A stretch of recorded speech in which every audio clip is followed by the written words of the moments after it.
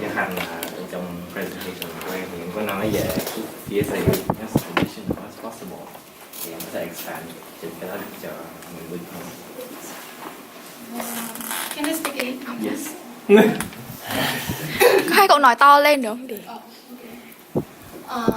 Ý của em là keep it as traditional as possible, thì ý của em là ý của em là kiểu mình cố gắng để improve những cái event mà mình đã có và những cái event basic nhất thì kiểu sẽ safe hơn và better hơn là nếu như mà kiểu mình kiểu cố nghĩ ra những cái event mới hoặc là nghĩ ra những kiểu event mới kiểu creative mà kiểu không làm cho nó effective thì mình cố improve những cái gì mà mình đang làm, và nếu mà mình make sure là những cái mình đang làm tốt rồi và effective rồi thì lúc đấy mới là thời gian mà mình nghĩ đến những thứ creative. Any other questions? Một question từ livestream của một chị alumni là Trà Phương. Thế target audience của em là active member only hay là VSA as a whole, là including cả các bạn không active, những người không có mặn mà với các event của VSA? Dạ, target của em thì mainly là for active member, nhưng mà nếu được thì em cũng sẽ mở rộng target đến tất cả mọi người, tại vì mục đích của em là make VSA more inclusive nên là em muốn include everybody in general. So a big part of being a vice president is obviously sometimes, unfortunately, resolving internal conflicts. So I wonder if you guys have had any experience conflicts in a team setting or group setting, and if you had, then how did you manage to resolve that as a leader? Well, I personally didn't have any experience dealing with conflicts, fortunately.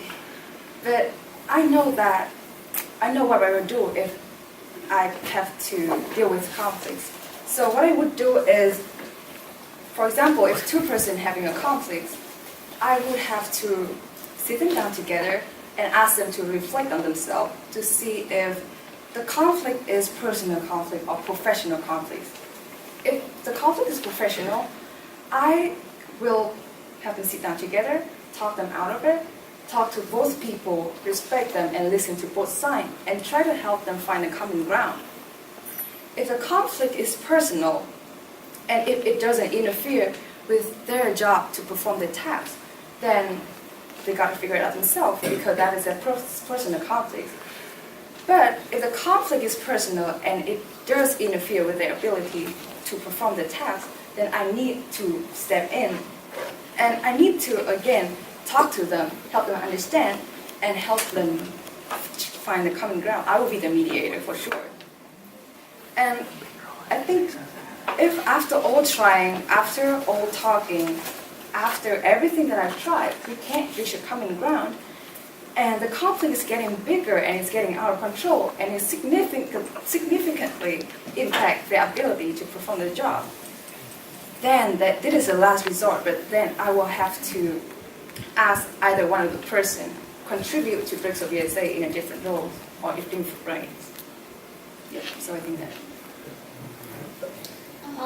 Thì add thêm vào ý của Phương thì khi mà đã từng làm với Eboard 1 năm rồi thì em thấy conflict thì chủ yếu là nằm ở việc lack of communication, và mọi người keep assuming responsibility of each other. Thì để mà em thì prefer là ngăn chặn cái conflict đấy trước khi mà nó xảy ra. Thì với năm nay thì em sẽ, trước khi mà Eboard bắt đầu làm việc thì em sẽ list out tất cả những responsibility và nhiệm vụ của mỗi người phải làm, và để mọi người make sure là mọi người cần phải làm những gì để không có bị hiểu nhầm là việc của người này người kia làm, thì sẽ tránh xảy ra cãi vã. Và nếu mà không may mắn mà có conflict xảy ra thì em sẽ prefer là nói chuyện riêng với từng người. Và một khi mà đã có conflict xảy ra thì em là vice president và em là người giải quyết và lo về internal affairs, thì một khi chuyện đấy đã xảy ra thì em nghĩ đấy là lỗi của em, thì em sẽ nghĩ là em sẽ xin lỗi tất cả mọi người trước, và thực sự đấy sẽ là lỗi của em trước. và sau đấy thì em sẽ nói chuyện riêng với từng người và tìm ra nguyên nhân là tại sao mọi người conflict, và em sẽ solve problem với việc là em sẽ phân lại công việc hoặc là thay đổi policy nào đấy để mà mọi người không có hiểu nhầm về nhau. Anh follow up một chút nhé.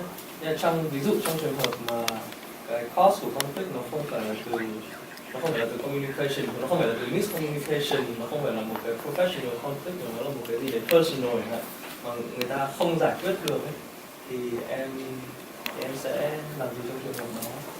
Thì trường hợp đó cũng hoàn toàn có thể xảy ra bên cạnh cái việc miscommunication trong công việc. Nếu mà conflict đấy mà xảy ra personal thì em nghĩ một khi mà đã có personal tension towards each other rồi thì cũng không thể nào mà hoàn toàn thay đổi được feeling của người này rồi người kia, thì em sẽ là người đứng ở giữa để giúp hai người communicate và hoàn thành công việc với nhau. Và em nghĩ là sau một thời gian làm việc với Eboard thì tình cảm sẽ đi lên như em đã từng có với Eboard năm nay.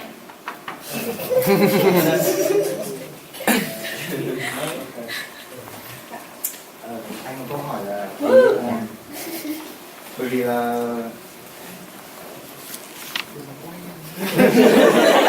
Mọi người quay như vậy thì là anh nghe hai em nói về internally thì có một cái anh không nhớ là nó còn có trong job description của Vice năm nay không, nhưng mà một phần là Vice năm như anh của anh làm thì là mình cần the bridge để connect với cả other organization nữa, thì em chưa nghe được cái plan của hai em mà nói đến vấn đề đấy.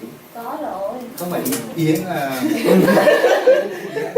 giả sử như năm ngoái chẳng hạn thì là anh biết là President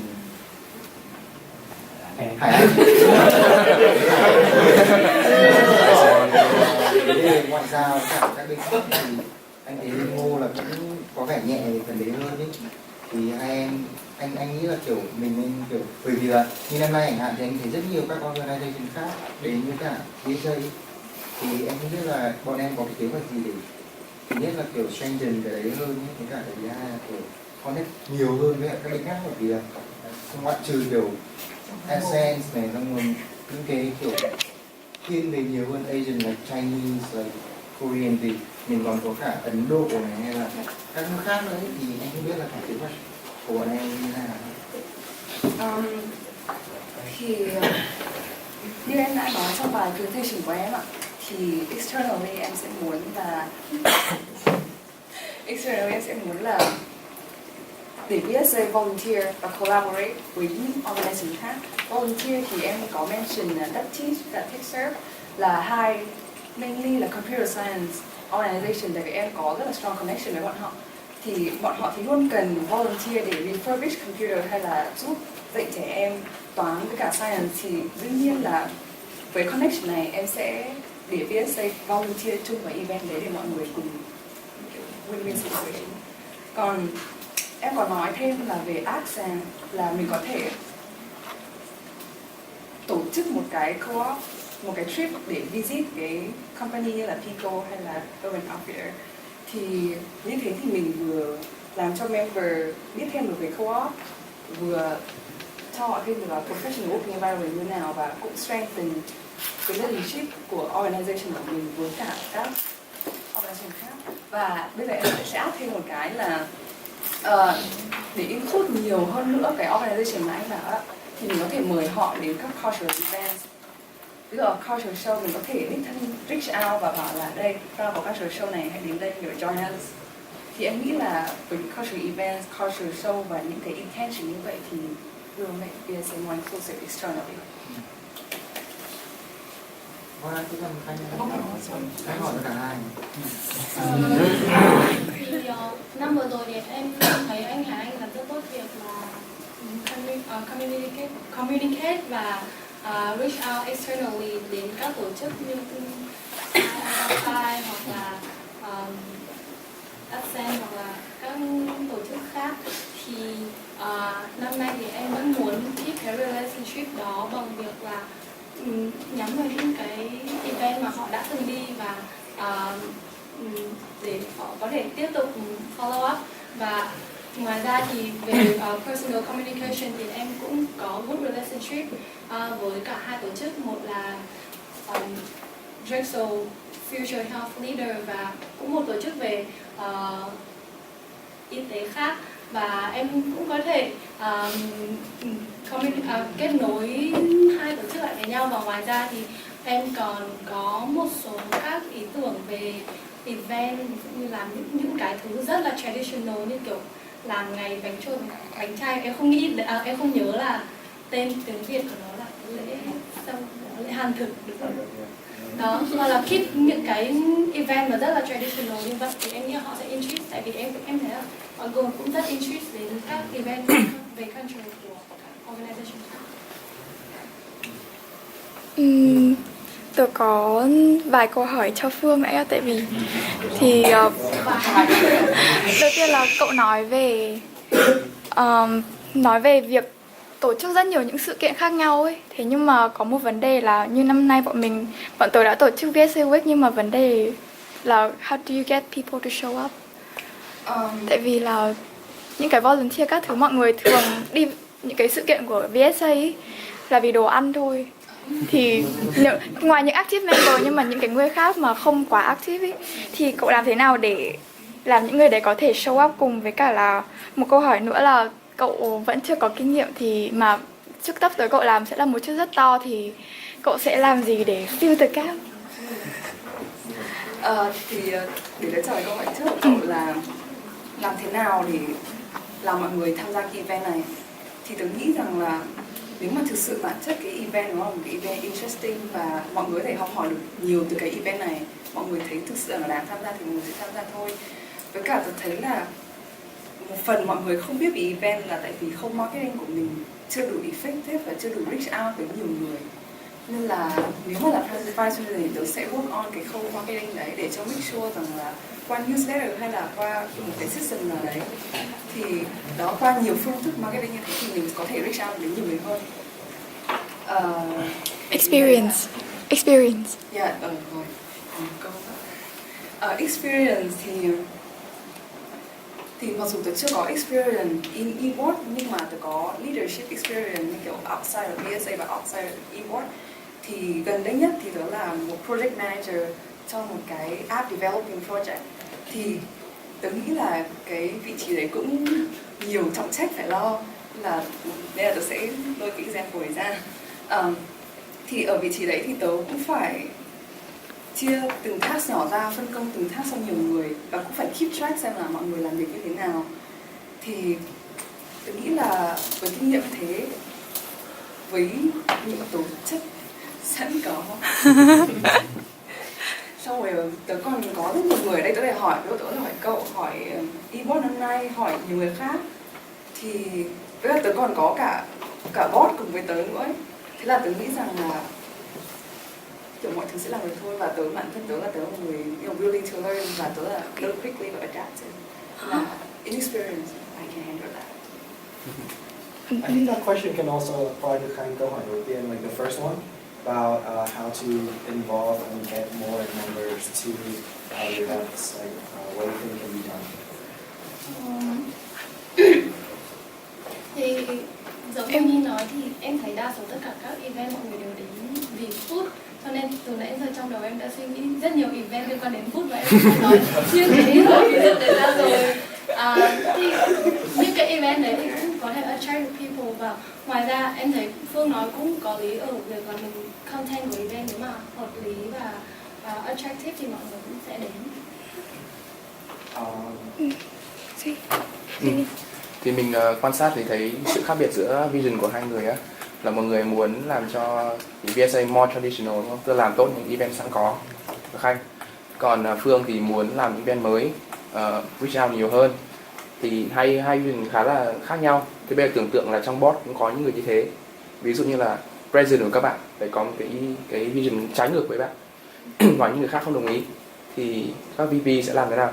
Các bạn có sẵn sàng sacrifice cái vision của mình không, hay là các bạn sẽ có một cái phương án nào khác? Trong đó hỏi lại là ý cậu nói là tức là ý của president khác với ý của cậu. Viên trong Ý của cậu và ý của tớ giống ý của mọi người. thì Tớ nghĩ cái thường đấy- là kiểu những thành viên khác sẽ không có vision mà chỉ có vice president với cả president là mọi người không có vision thế nhưng mà nó không clear bằng ấy. Nhưng mà cái mọi người, nhưng mà cái xung đột giữa president và vice president nó là rõ ràng và nó là cái mà cần giải quyết nhất ý. Thì để tôi sẽ rephrase câu hỏi vậy. Không nhất thiết là vice president và president, chỉ là ý kiến của cậu, cái vision của cậu nó khác với những người còn lại thì cậu sẽ làm thế nào? Cả hai người. Mọi người mình còn 5 phút nữa nhé.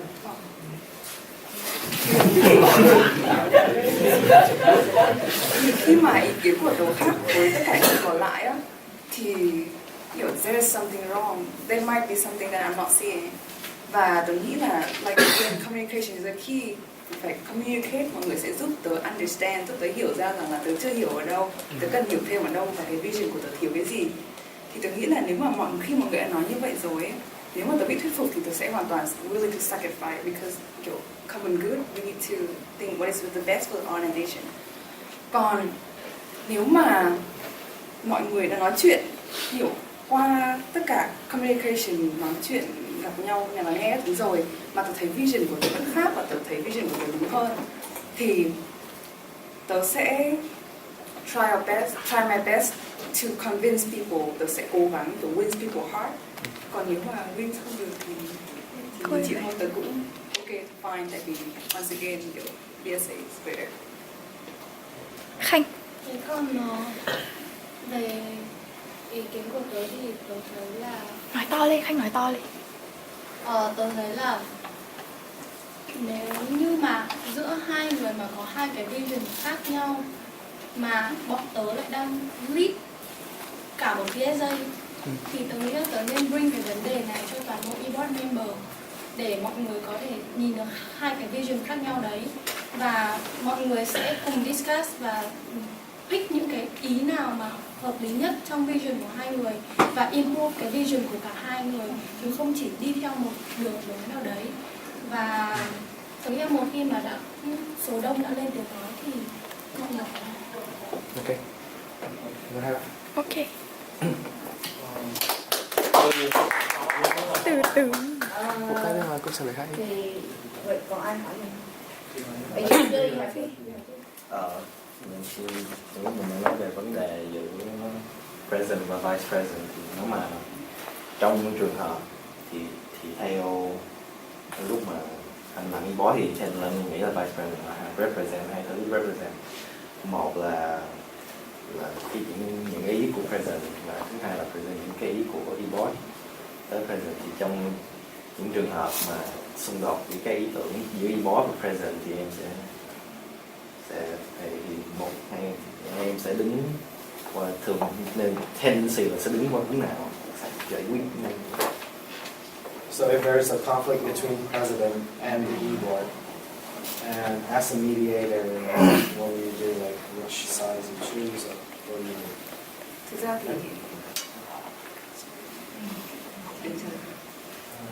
thì em nghĩ là cái job của em là mediator thì bản chất của nó là không có sai, không nên chọn một sai nào cả, tại vì VSA là a whole, we work together to a common goal. Vậy nên là đương nhiên là phải resolve the conflict bằng cách nào, là bằng cách là nói chuyện với nhau kiểu respect, understand và actually là listen, và cũng phải kiềm chế lại kiểu cái tôi của bản thân một chút để nghe xem bên kia đang nói cái gì, bên kia điều bên kia nói là tốt ở đâu.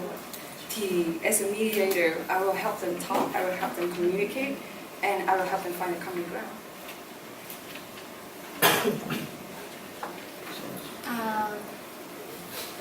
Em thì vẫn maintain to the point là consider vision của president và consider ý kiến của toàn bộ Eboard member, và nếu toàn bộ Eboard member mà không đồng tình với vision của president thì of course là there's some point not reasonable there, thì em sẽ pick những cái ý kiến mà unreasonable của president và để hài hòa ý kiến của cả hai bên chứ không nên đi theo hẳn một phe nào đấy. Và dưới vị trí vice president thì em nghĩ là mình là người cần support president nhiều nhất, cho nên là kể cả mà có conflict xảy ra thì em vẫn sẽ đưa ra những ý kiến và thuyết phục một cách nhẹ nhàng nhất để mà vẫn hỗ trợ được president nhưng mà cả hai bên đều hài lòng. Hay anh. Okay, so the body, the member body of Drexel VSA includes current Drexel students, but also we include alumni as well.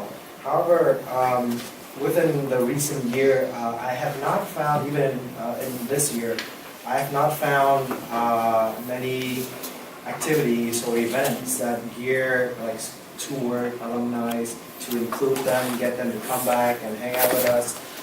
Basically, like make alumni also part of Drexel VSA, like we always talk about. So, do you have any plan for the alumni?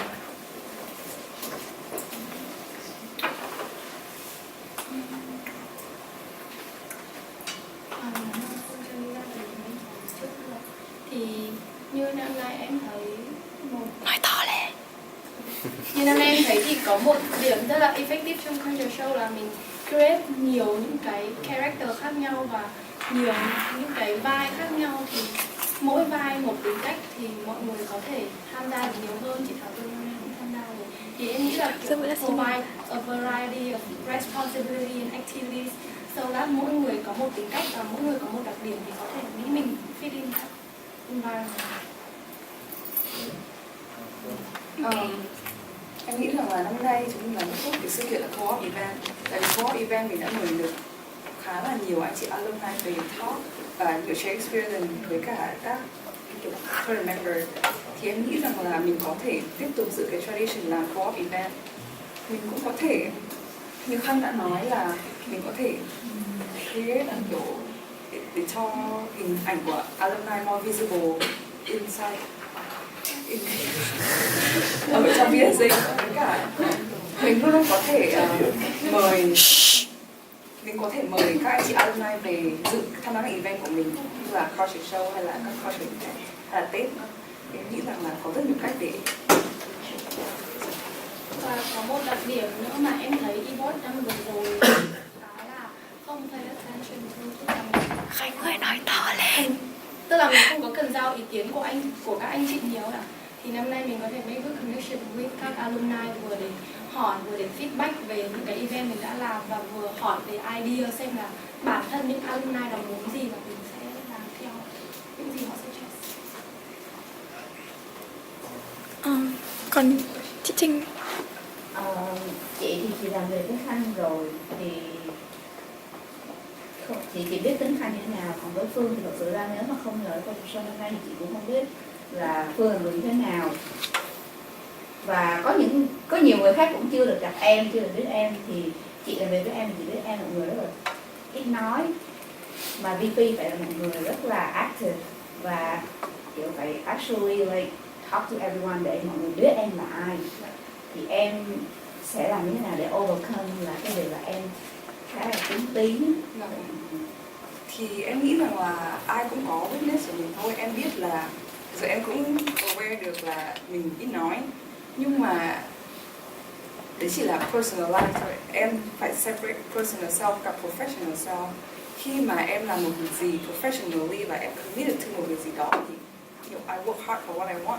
Ví dụ như là culture show thì em biết là mình ít nói, nhưng mà mình cần làm việc với mọi người, mình cần choreograph, mình cần biết được là bài nhảy của mình như nào tốt không, thì em đã reach out đến nhiều người, em đã nói chuyện với bọn họ và kiểu em biết là mình còn thiếu sót, nhưng mà em đã cố gắng rất nhiều.